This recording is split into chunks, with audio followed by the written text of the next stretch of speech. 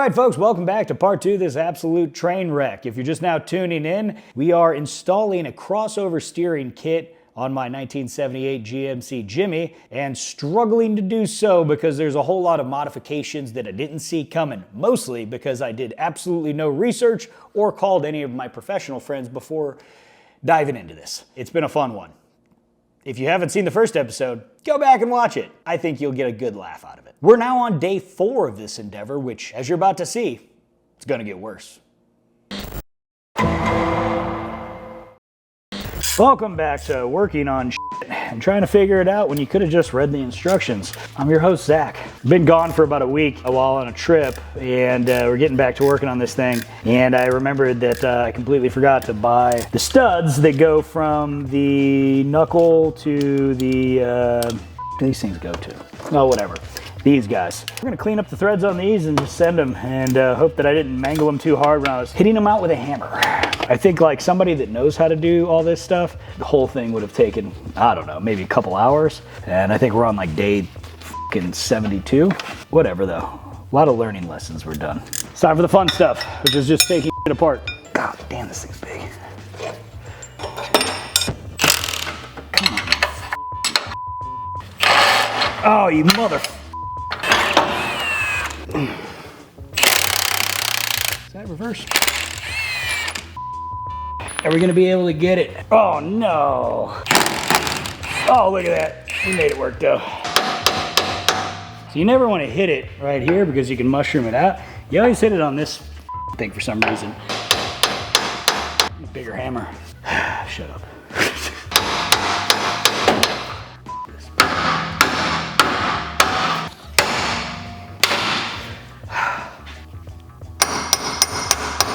Might be missing something here.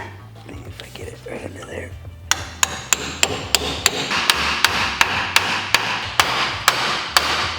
God damn.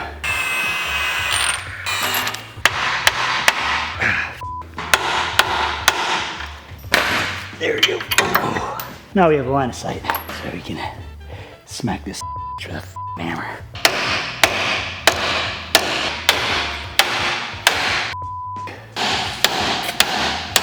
It's bending the iron. It's starting to come finally a little bit. Hopefully I'm not breaking anything.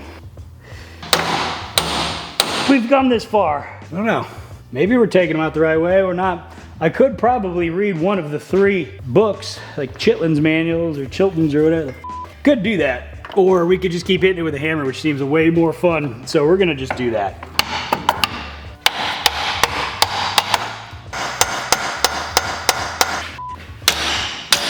There we go. Dear people in the comments, yeah, I know, I should have taken this brake rotor off, but we've come too far. I'm gonna be a jackass, I'm gonna be a full blown jackass. If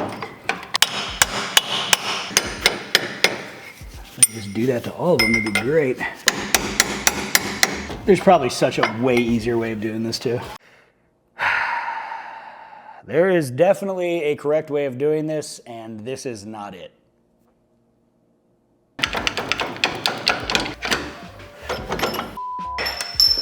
Oh, finally.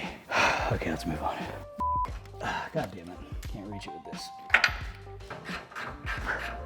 This is another revelation I just made. I forgot to get a different rag joint, which is this thing. Collapse, mother. Good thing we're just replacing all the steering.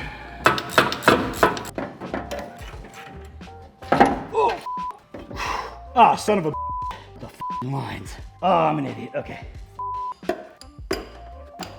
Oh, I'd say it's time to change that fluid anyway.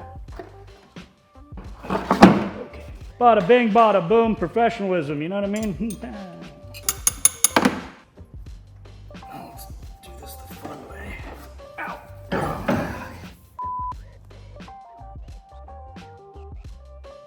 All right, so new steering box is in. I didn't get a rag joint, which I need to replace. Obviously, that was but we need to get the proper one, the right spline count. Anyway, I'm gonna order that up, and then, I don't know, we'll get to moving on the rest of the stuff that we can do.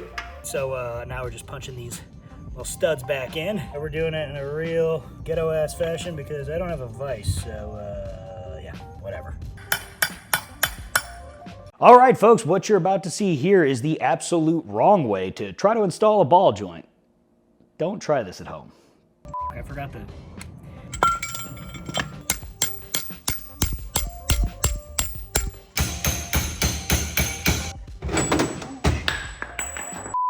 So after spending half an hour trying to hammer in that ball joint and realizing I was being about as effective as a monkey humping a doorknob, I decided to break into the shop next door and use some real tools, but not before consuming this entire bag of pretzels that were conveniently placed on Soupy's toolbox.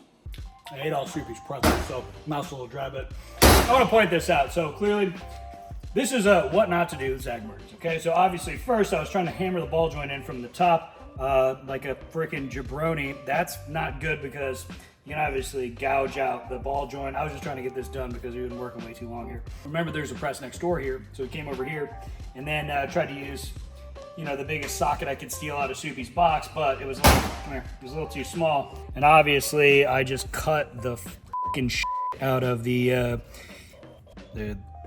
boot for the ball joint. Thank you.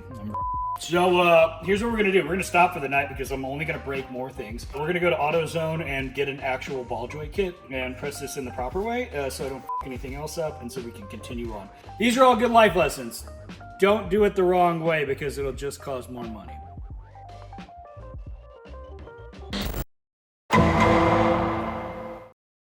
We're back. It's day 78 on the project that should have taken one day because we're idiots, whatever. So look, last night I was trying to push in the ball joints and obviously ruin the lower one because I didn't have the right tool because I tried to jump the gun. Here's the deal. Went to O'Reilly's, able to rent the little tool, bada bing, bada boom, we're in. Oh, got the kits right here. Now we can press in ball joints, and luckily I have another set of ball joints because, well, I was gonna do the other side, but you know what? We'll just do this side for now, and we'll do the other side later. So let's do it the right way.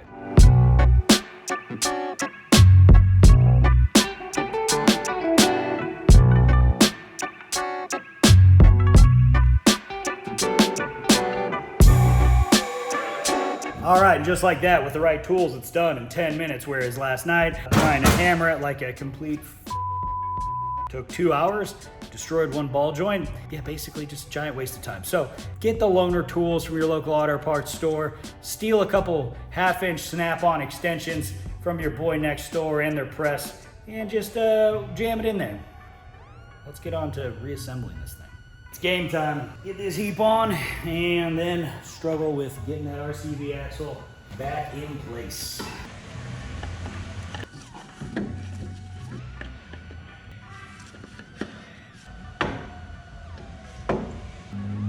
Oh no. Oh no. You're kidding. God help me.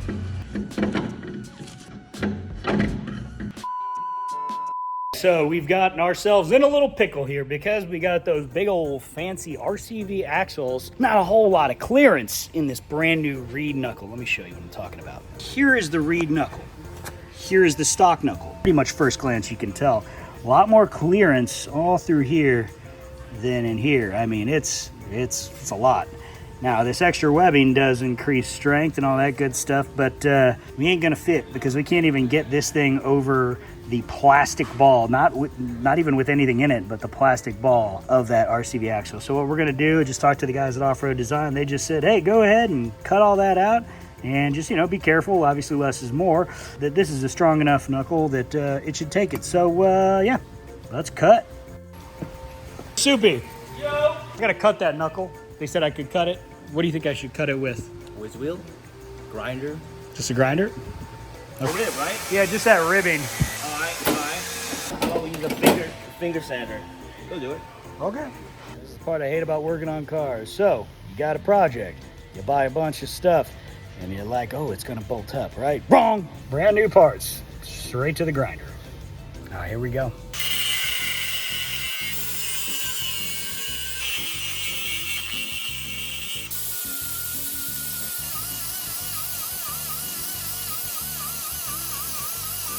And just like that, we are, well, hopefully done. We'll see.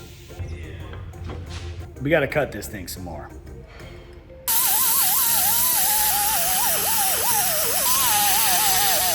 There's no way.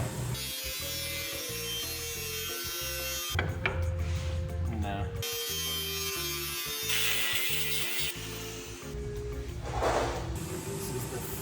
Fifth or sixth time. Getting pretty good with that grinder though, I'll tell you that.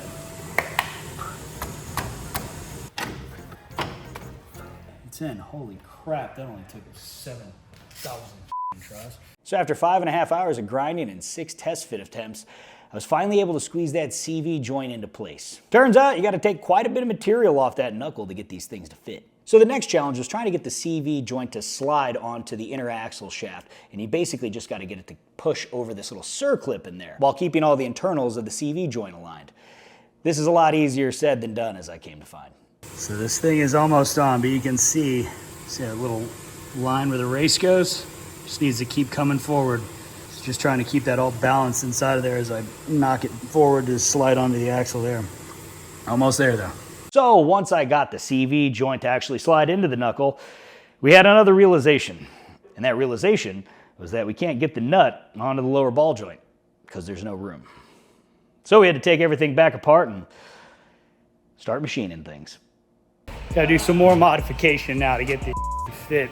Oh, Grim working the lathe. Oh, we got you, Zach. I'm gonna lathe the nut down so we can fit it in between that ball, spherical ball, and the axle. Ridiculous. Thanks, Grim. Of course, bud. Oh! There you go. Hell yeah. That's better. Thanks. 1 minute, 37 seconds later. All right, so that doesn't work. So now we're gonna cut the top of the ball joint threads off and see if that works a little bit. Here's the deal, I think. You either should get a Dana 60 or just run the RCV axles in the 44 and don't do any of this shit. But don't do both. It's a lot of work. It's a lot of Grim, you're a lifesaver, by the way. I got you, dog. Thanks. Next time, just get a Montero. You'll be good. Nobody wants Montero. Took off the top. Just a hair. Yeah, literally just a hair. No, Soupy sounds like he's having fun over there. Okay, so.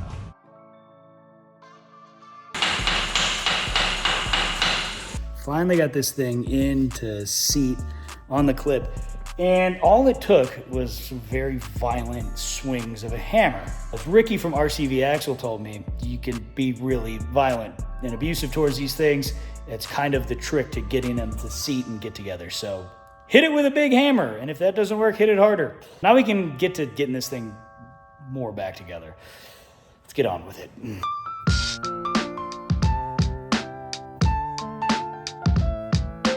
Finally, to a point of some look of assembly.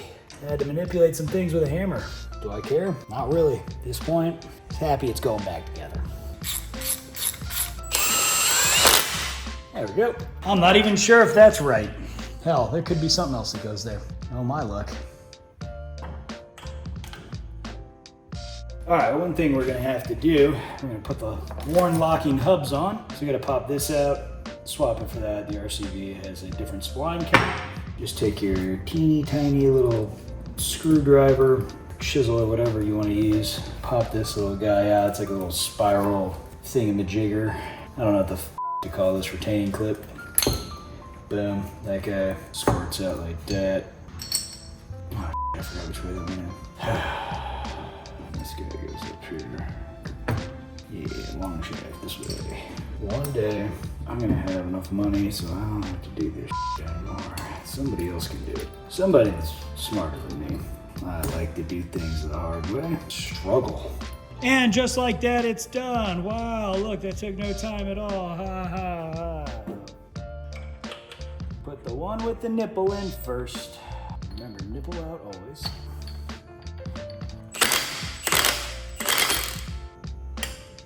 There we go, 50 foot-pounds. And then we slide this boy over. Oh, actually read the instructions this time.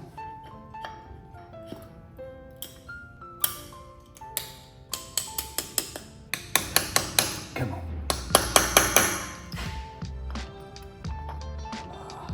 All right, just put the rest of them in, bada bing, bada boom. And so, there you have it. Already multiple days into a project that should have taken an afternoon, and we are nowhere near done yet. God help us.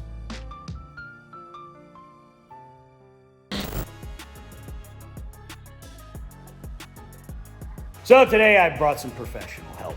I drove 3,000 miles just for this. It doesn't look like it's actually going to hit unless you jump it. You mother. Should have called me first. Well, I mean, you're still going to have one sticker, but we could jump it. Okay. Yeah. Starting to think that this whole thing probably would have been technically cheaper to have just taken it to a shop and faster. It's going to drift better. Literally nothing could go wrong. Clearance is clearance, but I wouldn't go any further than that. There's another $500. Okay, so we're going down this road further. Let's go. I hate cars. I think you do too. And if you haven't got there, well, You didn't fail enough. Keep trying.